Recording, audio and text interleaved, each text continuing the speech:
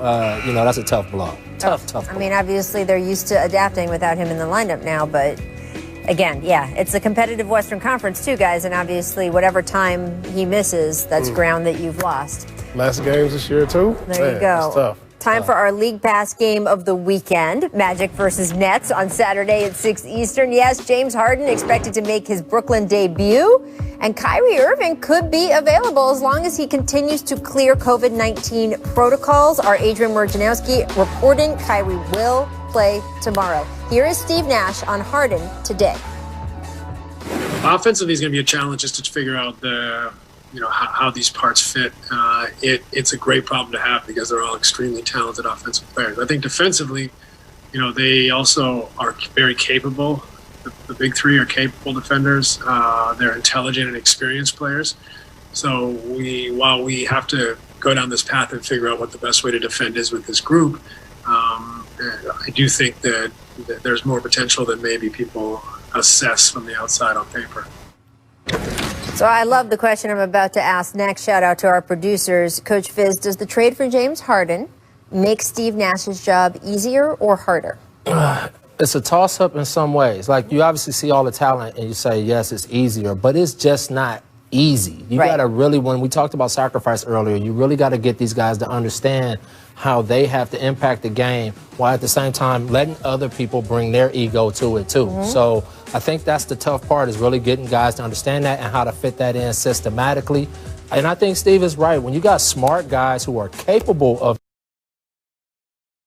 defending systematically, if you put them in the right places, they should be able to defend, especially when you got two champions and a couple MVPs in that group. So, again, the sacrifices that need to be made will be the most important thing. But I think it's a toss-up between if his job is harder or easier. What do you think, Paul? I believe that Steve Nash has the toughest job in America right now. Because, for one, you have to earn the respect of your star players. Coming into this, Kyrie didn't respect Steve Nash. He came out and said, look, we don't need him to coach. He's pretty much the face of the sideline. And he took back those words. 2, you got to put in a system to where you can make all these guys happy. 3, you got to manage egos. 4, there's expectations. When you get these capital players, you have expectations. It's championship or bust. No coach has ever been put in this situation of recent memory with this task at hand in your first job as a head coach ever. Right. And so to me, this is one of the more difficult jobs in America. I'm going to just check you and say, hardest job in American sports right now? American sports. Right. Because we obviously sports. have some in sports. Only in sports. Healthcare workers, teachers doing harder work right now. But which I know you meant. I know you meant that. Go Absolutely. But I think, the point that you made that I think is really important in this whole thing is what Steve Nash has to do right now. He's doing it without training camp. You said that during the break, and I thought that was a critical point. He doesn't have a camp to get these guys all clicking and rolling. They're in the middle of the season. And I don't know, Paul, you asked me this question during the break, have we ever seen an MVP traded in season?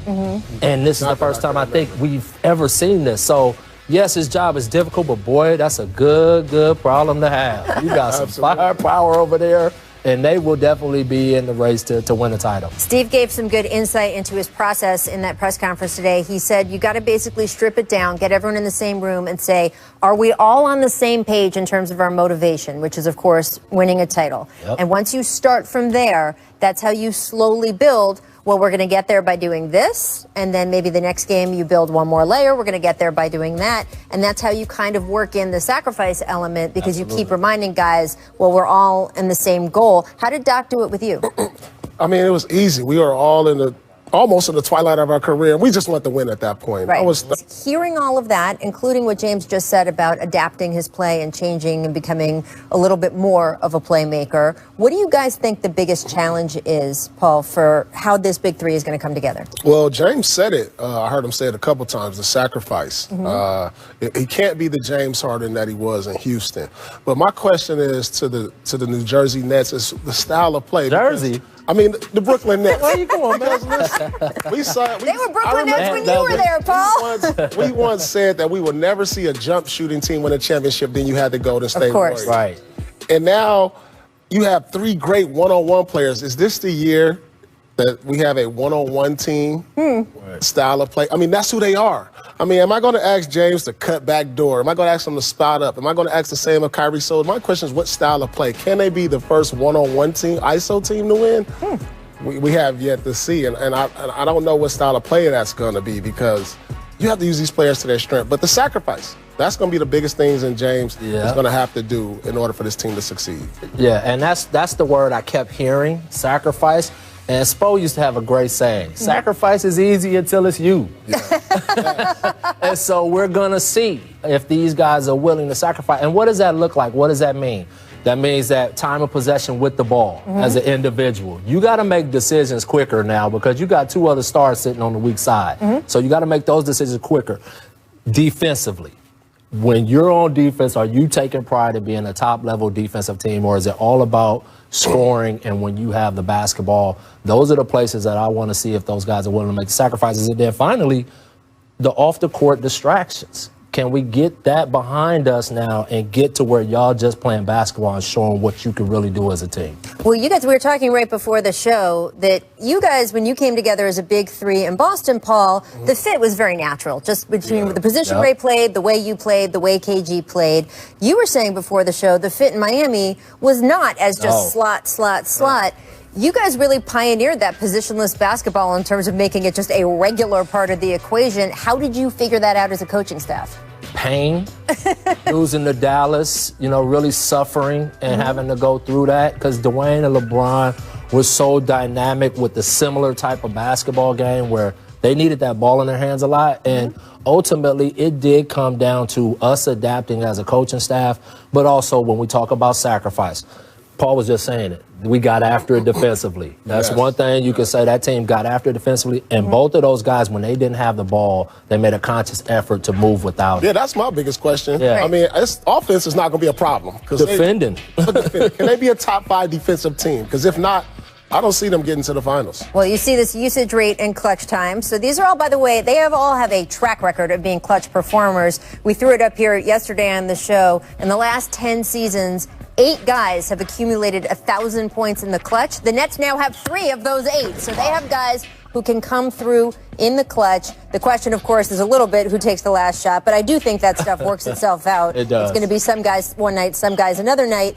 In terms of defense, I completely agree. I mean, I remember so much, Fizz, that you guys had your first training camp once all those guys came together.